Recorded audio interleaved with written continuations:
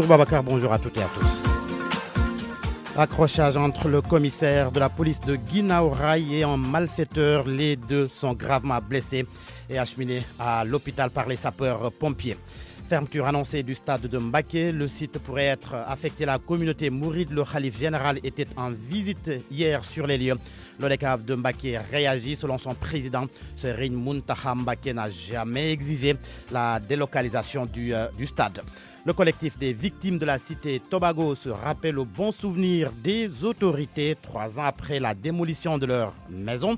Les membres prévoient une marche de protestation. Polémique sur la rédaction de l'histoire générale du Sénégal. Le signe se signale là-bas. L'on demande le retrait pur et simple des ouvrages de la vente. La scène a tout d'un film policier. Le commissaire de police de Guinaw Rail, touché à la tempe droite par une machette, sort son arme et tire sur un assaillant. Ce dernier est atteint à la jambe droite et au dos. Le malfaiteur supposé aurait attaqué le domicile du policier à Tivavone-Peulh dimanche vers 6 h du matin. La gendarmerie a ouvert une enquête et les 2 hommes ont été acheminés à l'hôpital. Salif Sow. Tir de sommation puis bagarre sanglante. Le commissaire de police de Guinaw Rail s'en est pris à l'assaillant qui s'est pointé chez lui à 6 h du matin pour, dénonce-t-il, avoir lacéré la porte de son domicile et fracassé le pare-brise et les vitres latérales de son véhicule de fonction. Le corps à corps a vite tourné en faveur du lieutenant de police. Omar Badjedjou a donné un coup de pied à Sayer Mbeng, le mis en cause Safal. Et le commissaire décida d'arrêter les hommes en bleu. La gendarmerie se trouve tout près de chez lui, à Tivavone-Peulh. Mais l'assaillant n'avait pas dit son dernier mot. Il a rattrapé le commissaire. Un deuxième corps à corps éclate devant même les locaux de la gendarmerie nationale, nous renseigne-t-on. Un coup de machette est asséné au lieutenant. Atteint à la tempe droite, il appuie de toutes ses forces sur la gâchette de son arme de service, poursuit la même source. L'assaillant est sérieusement touché à la jambe droite et au dos.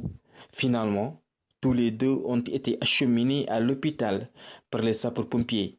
La gendarmerie de Tivavone-Peulh a ouvert une enquête. Salif Sow, Guédiawaye, Radio Futur Média.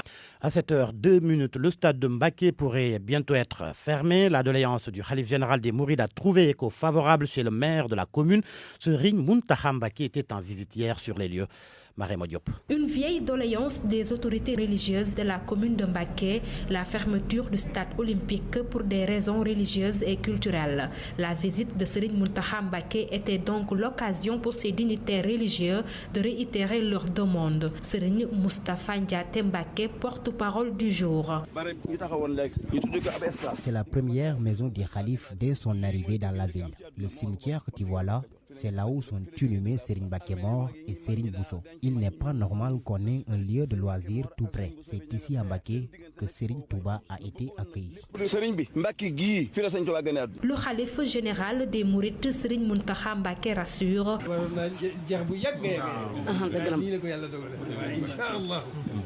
Le maire Abdoul Mbaké Ndao promet de convoquer le conseil municipal en vue d'affecter le terrain à la famille de Cheikh Ahmadou Bamba. Je souhaiterais que toutes ces activités sportives, festives soient déplacées ailleurs.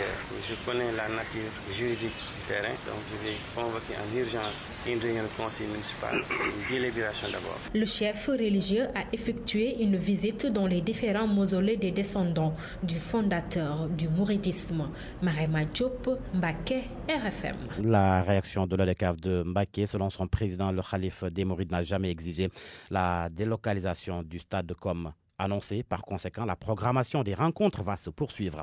Là-dessus, le président de l'ODCAV de Mbaké, Mambandou Ndiaye, CEO, micro de Marema Diop. Il faut savoir que nous sommes les premiers à déplorer l'emplacement du stade olympique. Vu ce que représente le site dans l'histoire du mouridisme, d'abord nous considérons cette visite comme un soutien de taille dans notre légitime revendication. Cette visite doit insuffler les autorités à accorder plus d'importance à cette infrastructure sportive sans laquelle la jeunesse de Mbaké ne saurait s'épanouir comme les autres. Nombreux ceux qui laissent passer des rumeurs, soutenant que le calife a demandé la fermeture immédiate des stades olympiques Nelson Mandela. Or, nulle part dans son discours, il n'a prononcé la fermeture immédiate des stades. Mais il a plutôt promis une solution pour sa délocalisation. Et je précise bien, Si demain le Khalif général des Mourides, Serigne Mountakha Mbacké, par sa voix ou par celle de son porte-parole, nous demandait d'arrêter nos activités dans ce SAT, nous y obéirons sans réfléchir. Revoilà les victimes de la cité Tobago. 3 ans après la démolition de leur maison, elles interpellent l'État sur leur situation. En conférence de presse hier, le collectif des victimes de la cité Tobago a annoncé un plan d'action pour se faire entendre.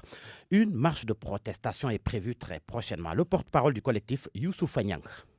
Les attributions que le président de la République nous avait octroyées en 2015 et qu'on a nos baux depuis là, qu'on n'a pas de terrain. Il nous a donné des baux, des attributions.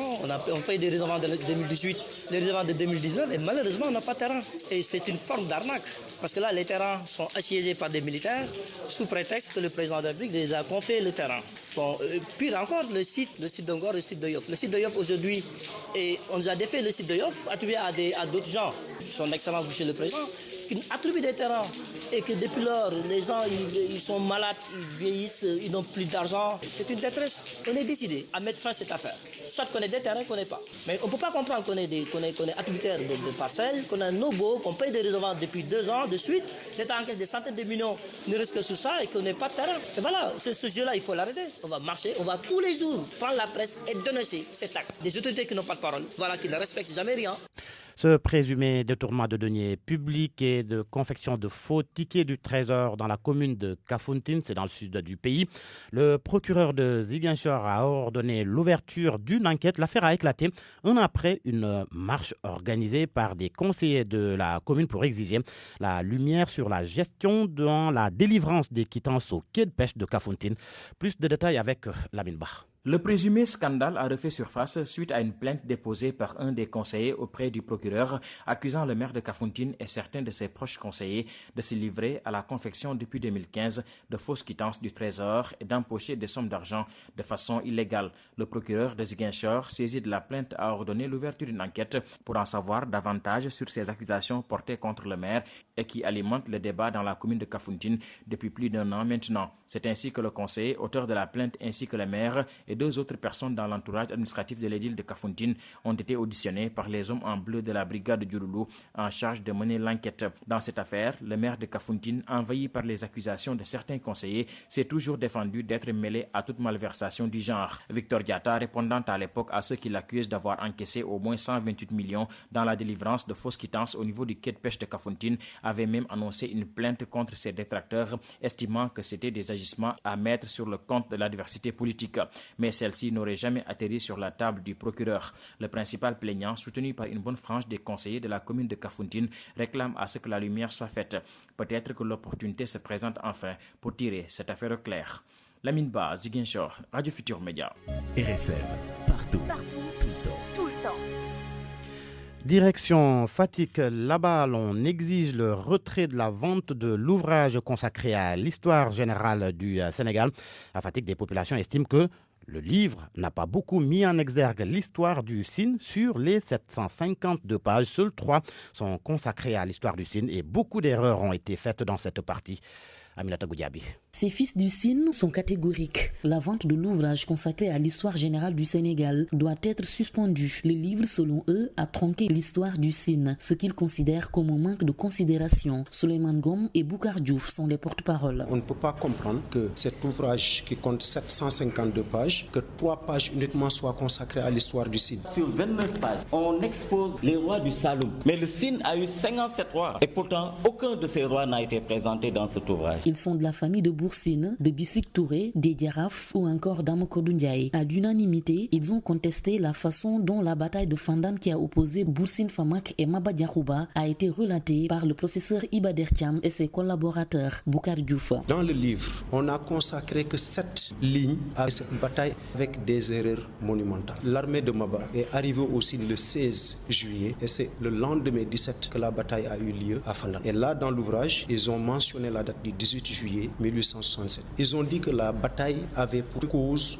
que le Sine refusait l'entrée de l'islam. Le Sine a toujours accepté l'implantation de l'islam. Autre erreur constatée par ces Fatikois, des titres de roi attribués à des personnes qui ne l'ont jamais été dans l'histoire du Sine. Ils ont mentionné que Kolimbe Ganfay et Marindour ont été des rois au Sine. Dans aucune de ces trois listes ne figurent les noms qu'on vient de citer. Les contestataires comptent saisir les autorités dans les tout prochains jours pour faire corriger ce qu'ils appellent une injustice. Aminato Goudiaby, Fatick RFM. Et sur la polémique autour du tome 3 de l'histoire générale du Sénégal, le comité de pilotage, à travers un communiqué signé par son coordinateur, a battu en brèche les déclarations selon lesquelles seul l'aspect religieux est pris en compte et que les écrits n'ont pas évoqué la communauté.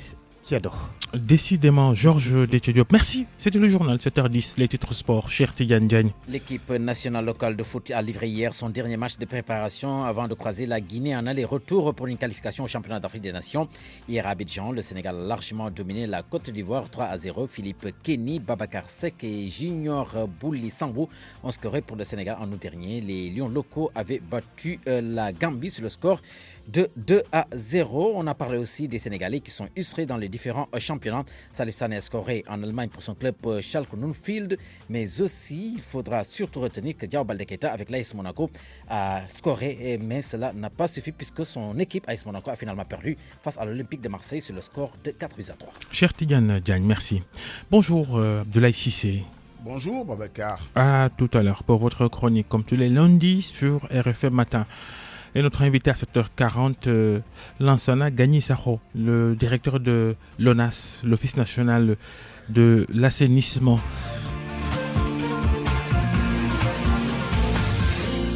À 7h et bientôt 12 minutes, bon début de journée à tous. Et Anna Rocha pour la culture. Bonjour à tous. 4 mois après son meurtre, Binta Camara est toujours présente dans les esprits de ses proches. L'artiste Papis Mind a voulu immortaliser son amitié pour la défunte à travers une chanson, un single qu'il a présenté à notre correspondant à Tamba, Moussa Oumar Gueye. De son vrai nom, Ibrahim Souri Sidibé, Papis Mind a produit un single pour rendre un vibrant hommage à Binta Camara. On s'est connus, ça fait longtemps. À chaque fois, on parlait de tout. Après, nous avons donné nos diplômes. Le jeune rappeur diplômé en comptabilité finance, tout comme la défunte Binta Camara, entend à travers ses gestes immortaliser ses relations amicales avec la fille du directeur général de l'ADEL. Papis Mind a fait un duo avec son épouse pour réaliser un rêve de Binta Camara. De moi, expliquer juste disparition.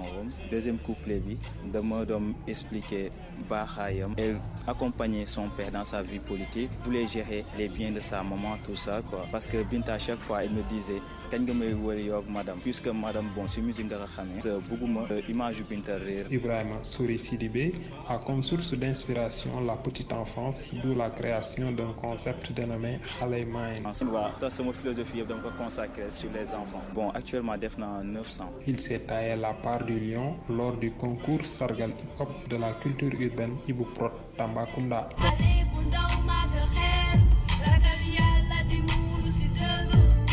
Du côté de Kaolack, le jeune rappeur reggaeman Kenke Libi a présenté aux journalistes son dernier album, 11 titres où il dénonce les arrestations qu'il estime nombreuses.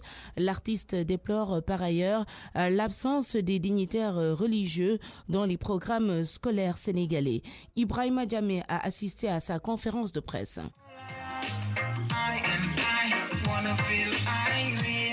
C'est en anglais que le jeune artiste a composé ses textes, un album mixte à la fois reggae et rap intitulé Political Prisoner, à travers lequel Amadou Kassé, de son vrai nom, dénonce les nombreuses arrestations sous le régime en place. J'ai remarqué une injustice notoire au Sénégal depuis un certain temps, et avec les arrestations vraiment arbitraires de certains leaders politiques.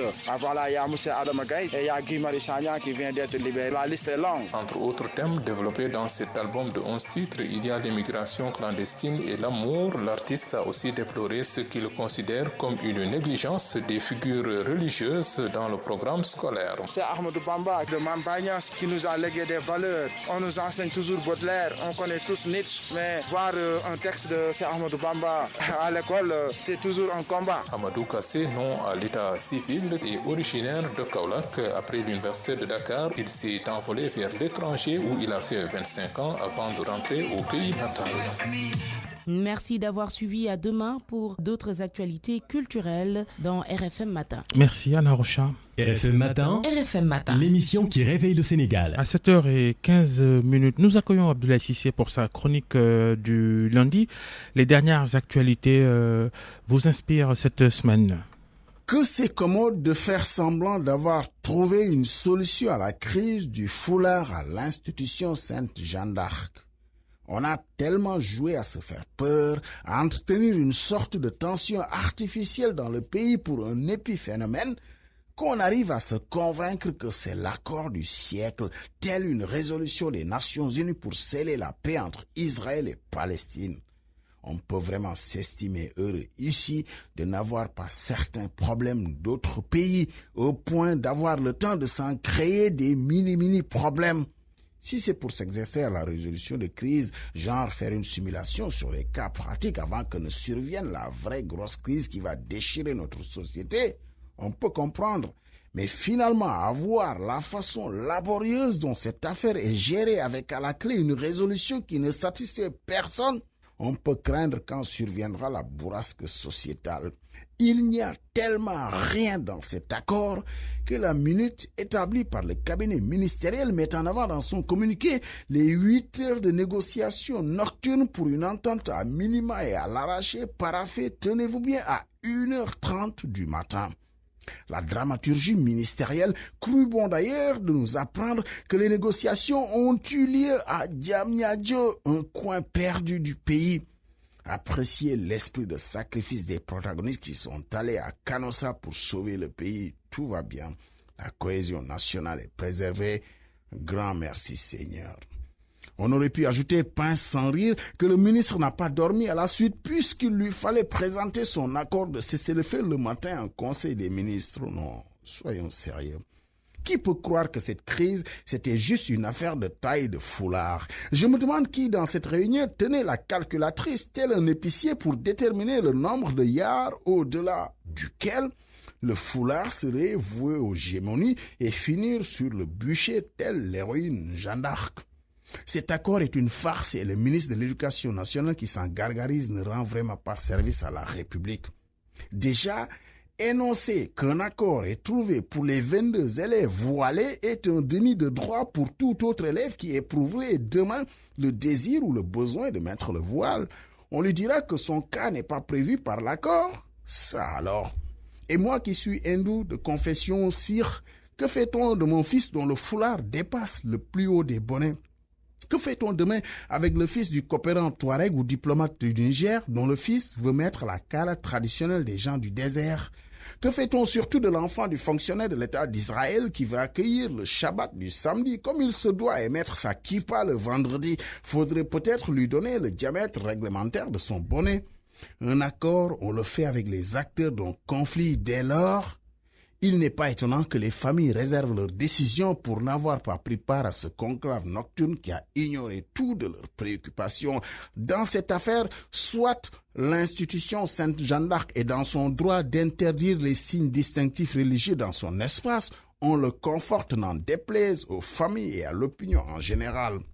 Ou alors l'école Jeanne d'Arc a tout faux d'importer un modèle de laïcité qui n'est pas le nôtre et pas conforme à notre vivre ensemble. On remet l'institution privée catholique à sa place par une décision d'autorité. Couper le foulard en deux, couper la poire en deux est la plus mauvaise des solutions à cette affaire. Celui qui en parle peut-être le mieux est un conseiller technique du président de la République en charge de ces questions et pour lui, cette affaire est du niveau de l'inspection d'académie et ne devrait même pas remonter au ministre. J'ajouterai, si le ministre n'a pu résoudre un problème de ce niveau, c'est qu'il n'est vraiment pas à la hauteur des enjeux. Faudrait peut-être qu'on commence à écouter les conseillers en plus. Ils sont payés pour ça. Abdoulaye Cissé, merci pour cette chronique. On enchaîne RFM Matin, la revue de presse. Mohamed Ali Mouba, les journaux se sont beaucoup intéressés ce matin à la foudre qui a fait beaucoup de victimes. Oui, la foudre tue à Dakar, comme s'il s'était passé le mort ce matin. Les confrères alertent déjà une vingtaine de morts, 9 décès dans la capitale en moins de 2 mois. Une dizaine à l'intérieur du pays, signale Vox Populi à Manchette. 3 orages fatals en 10 jours. Ces coups de foudre qui inquiètent à Dakar, pointe le journal Enquête. Justement, la Tribune constate que la foudre tue à Sacré-Cœur et aux Parcelles Assainies. Une jeune fille terrassée à Kaffrine, 15 victimes depuis le début de l'hivernage. L'observateur s'arrête sur ses destins foudroyés aux Parcelles. La victime s'appelait Diakha Sissé, Madame L. Aux Parcelles, cette victime s'appelait Madame L. Au niveau des Parcelles toujours, cette victime avait un téléphone collé à la main. À Sacré-Cœur, c'est Cheikh Feyor, un laveur de voiture qui tout d'un coup a vu sa vie brisée. Birkilan Fatouba était enceinte de 7 mois lorsqu'elle a été foudroyée, son enfant attaché au dos. Lourdes interrogations sur l'efficacité des paratonnerres au Sénégal, s'interroge le journal. Source s'adresse directement au président de la République en ces termes. Macky, où sont les paratonnerres? Le journal LAS semble avoir la réponse à cette psychose. Le Sénégal ne compte que 5250 paratonnerres. Mauvaise couverture du territoire national. Seydi Gassama, le directeur d'Amnesty International Sénégal, interpelle l'État presque aux abonnés absents selon la Tribune. La polémique autour de l'histoire générale du Sénégal, les familles royales rejoignent les religieux dans la fronde. Le journal Le Quotidien révèle ce matin que les familles du Boursine Koumbandofène Diouf de Diakhao, des Yaraf et des Bissik demandent le retrait pur et simple de l'ouvrage. Mais ce matin, les experts sortent du bois de Sud Quotidien. Professeur Mbaye Thiam, tout d'abord, il refute toute volonté de falsification. Invité du grand jury de la RFM, professeur Ousmane Sem estime pour sa part qu'il n'y a aucune version de l'histoire d'aucun pays qui soit unanimement accueilli et accepté dans tout le monde. Professeur Ibader Thiam lui-même se défend. Il estime que l'équivoque a été levé au sujet de la famille Yegen, rappelant au passage que l'histoire générale du Sénégal ne laisse de côté aucune culture, aucune religion, aucune ethnie. À dire que l'histoire des Kédo ne figure pas dans cet tome publié est une contre-vérité qui prouve que celui qui parle n'a pas lu les livres qu'il conteste. Professeur Thiam répondait ainsi à une personnalité qui se présente sous l'étiquette d'histoire d'historien traditionnaliste. Scandale tentaculaire de fraude à la nationalité française. La filière sénégalaise cernée, Libé nous apprend ce matin que le consulat de France au Sénégal, éclaboussé par l'implication présumée d'un de ses agents, de commissions rogatoires déjà exécutées à Dakar, le kit complet pour devenir français et bénéficier des avantages sociaux était vendu sur la à base de vrais faux. L'ancien ambassadeur de France au Sénégal, Christophe Bigot, a-t-il menti au sujet de l'exonération des frais d'inscription des étudiants sénégalais dans les universités françaises? Source est catégorique, il s'agit d'un gros mensonge. Entre les universités de Paris, Lille, Bordeaux, Montpellier, les nouveaux bacheliers sénégalais sont obligés en tout cas de casquer fort, à peu près entre 1 800 000 et 2 500 000 francs CFA ou de rentrer au Bercail. Disposant d'une préinscription à l'université de Lille en sciences et technologies, Seydou Daf se désole. Aucune autorité sénégalaise ou de l'ambassade de France à Dakar ne nous a averti que l'exonération en question n'était pas automatique pour les nouveaux étudiants sénégalais. On des conseils pour l'éducation à l'ambassade de France rassure, il y a des universités comme Nanterre où le conseil d'administration a voté à l'unanimité une exonération des frais pour les étudiants étrangers lors de cette rentrée contre la volonté du gouvernement. Le confrère constate que les bacheliers sénégalais pourront voir de ce côté-là. J'ai cité bien sûr cette autorité qui se trouve au niveau de l'ambassade de France. La guerre des égos, au plus précisément des Aminata Alaper, Aminata Mimi Touré et Aminata Tal.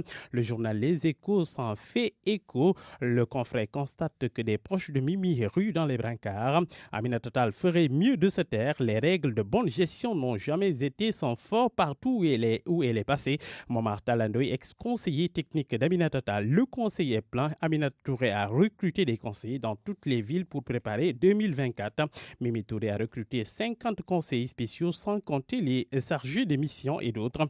Elle est obnubilée par le fauteuil du président de la République. Elle a même pris des maires comme conseillers spéciaux.